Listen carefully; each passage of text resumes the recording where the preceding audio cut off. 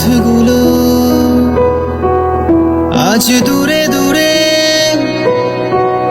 ধুলো ধুলো হয়ে তোমাকে ঘিরে হারাবো।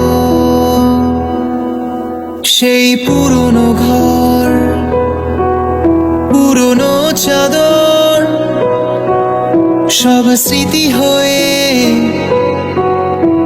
দক্ষিণা হাওয়ায় ভাসলো। কেউ কথা রাখেনি, ভালোবাসেনি, কেউ চুপি চুপি পায় কাছে আসেনি।